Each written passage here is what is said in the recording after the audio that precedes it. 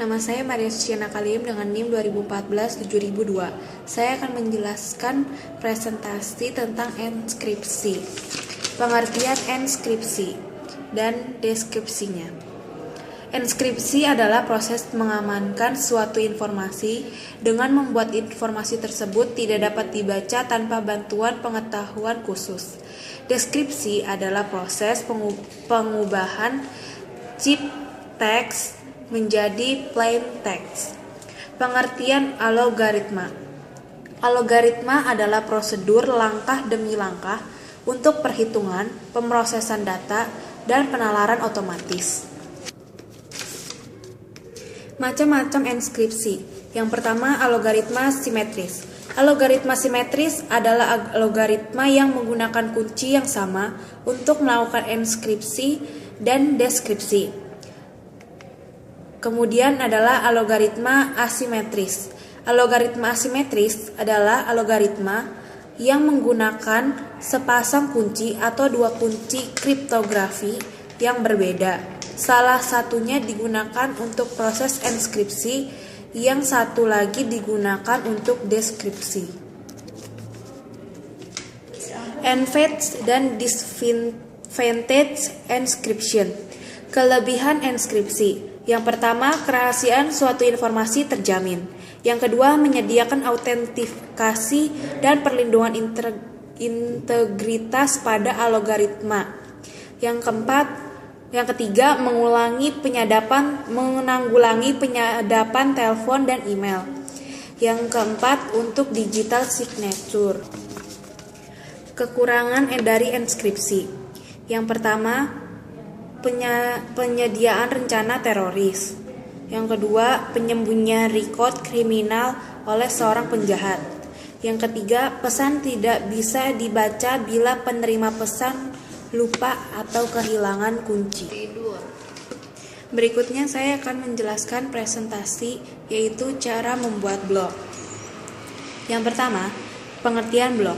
Blog merupakan salah satu tipe website yang mempunyai fungsi yang sangat beragam, dari sebuah catatan harian, media publikasi, dan sebuah kampanye politik, sampai dengan program-program media dan perusahaan-perusahaan.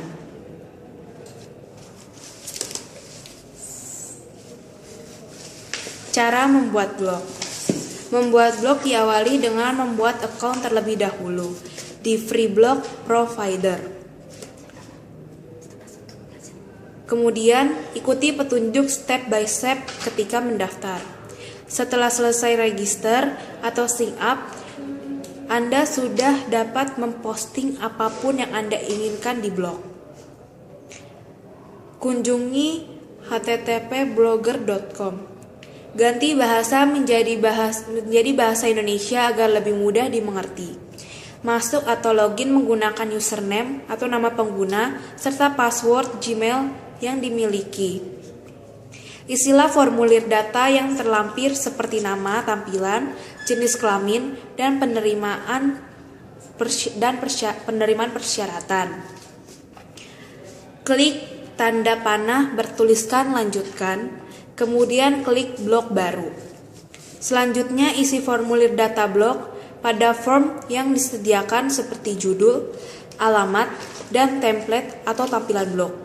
Lanjutkan dengan klik tombol buat blog. Pada tahap ini, blog sudah selesai dibuat. Untuk menghindari anggapan spam oleh Google, sebaiknya kita mulai membuat artikel minimal 1 postingan. Untuk membuat postingan atau artikel, ikuti petunjuk selanjutnya step by step oleh Google. Klik tulisan mulai mempostkan. Isi judul dan artikel yang ingin kita postkan di blog. Setelah tulisan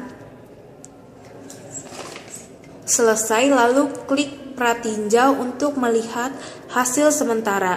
Jika sudah sesuai, maka klik publikasikan dan selesai. Cara mempromosikan blog. Yang pertama, daftarkan blog di direktori blog. Yang kedua, link thread atau tukar link. Yang ketiga, berkunjung ke blog lain. Yang keempat, aktivitas blog atau aktivitas posting. Yang berikutnya alamat blog di signature email. Ada beberapa jenis-jenis blog. Yang pertama, list atau blog daftar. Yang kedua, blog video. Yang ketiga, blog download. Yang keempat, blog musik. Yang kelima, foto blogging. Yang keenam, link blogging. Yang ketujuh, blog review. Yang kedelapan, blog survei. Dan yang kesembilan adalah blog iklan. Manfaat dari blog. Yang pertama, menambah ilmu.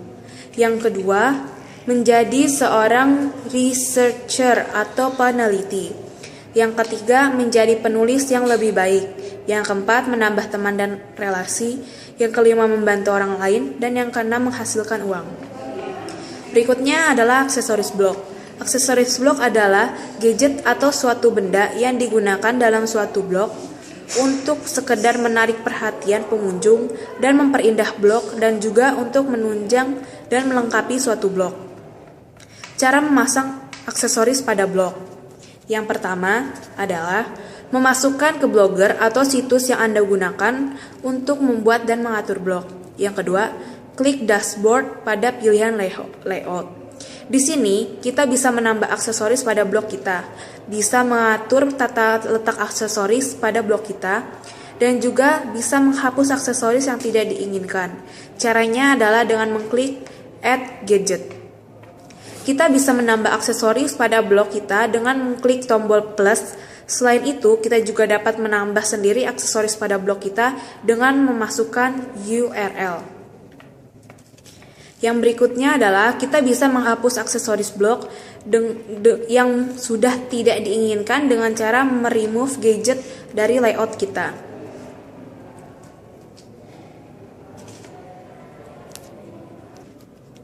Yang berikutnya saya akan menjelaskan tentang presentasi, yaitu apakah penggunaan internet kita harus dikontrol dan dimonitori. Yang pertama adalah fakta mengenai internet.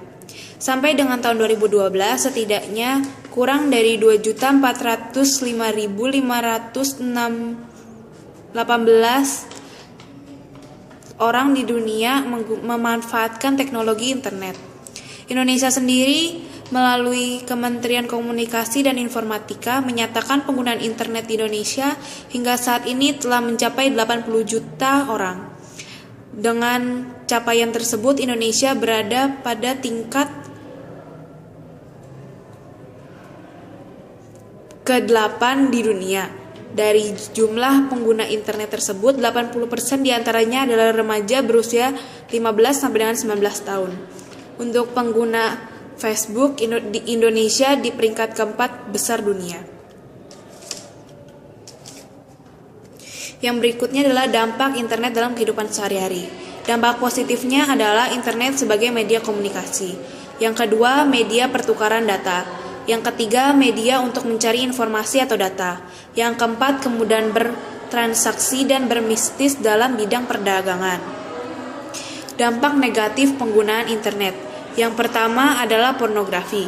Yang kedua adalah violence dan grow. Yang ketiga adalah penipuan. Yang keempat adalah carding. Yang kelima adalah perjudian. Secara garis besar, dampak negatif internet adalah mengurangi sifat sosial manusia karena cenderung lebih suka berhubungan lewat internet daripada bertemu secara langsung atau face to face.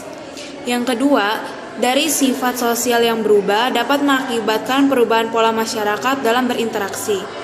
Kemudian, kejahatan seperti menipu dan mencuri dapat dilakukan di internet. Kemudian, bisa membuat seorang kecanduan, terutama yang menyangkut pornografi, dan dapat menghabiskan uang. Berikutnya adalah bentuk kontrol dan monitoring penggunaan internet. Yang pertama adalah pemblokiran dan penyaringan. Yang kedua adalah penerapan sanksi pidana terhadap penggunaan internet. Yang ketiga adalah pelindungan hak atas privasi termasuk pada data pribadi. Kemudian adalah jalur sirkulasi yang diskriminatif.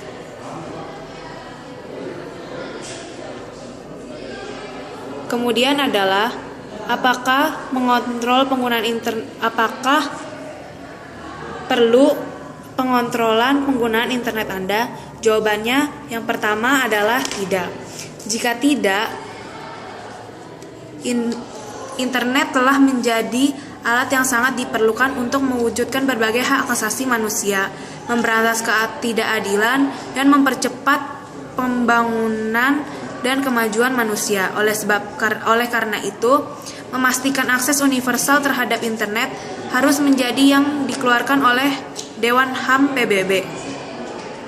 Berikutnya adalah jaminan kebebasan berekspresi di Indonesia, yaitu terkandung pada pasal 28F UUD 1945, UU nomor 4 tahun 1999 tentang pers, yang berikutnya UU nomor 32 tahun 2002 tentang penyiaran, berikutnya adalah UU nomor 14 tahun 2008 tentang keterbukaan informasi publik. Yang berikutnya adalah perlukah penyedia layanan internet mengontrol penggunaan internet Anda? Jawabannya iya. Beberapa alasan umum praktik pemblokiran dan penyaringan antara lain terkait dengan kontrol ekspresi politik, baik berupa ekspresi yang digunakan oleh warga negaranya maupun sebagai upaya untuk menghilangkan pengaruh dari luar negaranya. Berikutnya, penyaringan situs-situs dianggap mengandung konten negatif dan tidak sesuai. Berikutnya, makin terbukanya informasi individual dalam bentuk digital, sehingga orang lain mudah mendapat data pribadi kita seperti kependudukan, data medis, maupun data-data pribadi lainnya. Berikutnya, kita sebagai pengguna internet juga harus memiliki etika dalam penggunaan agar globalisasi yang kita rasakan dapat berdampak positif dalam kehidupan dan tidak merugikan orang lain atas perbuatan kita. Berikut perilaku yang harus diterapkan dalam penggunaan internet. Yang pertama, jangan sarkasme atau humor yang kasar, porno, dan dalam bermedia sosial. Menggunakan internet untuk keperluan edukasi dan informasi yang berguna untuk mengikuti perkembangan zaman. Berikutnya adalah jadikan internet sebagai suatu yang berguna dalam kehidupan, bisa berupa tempat berjualan, guide, atau tempat diskusi.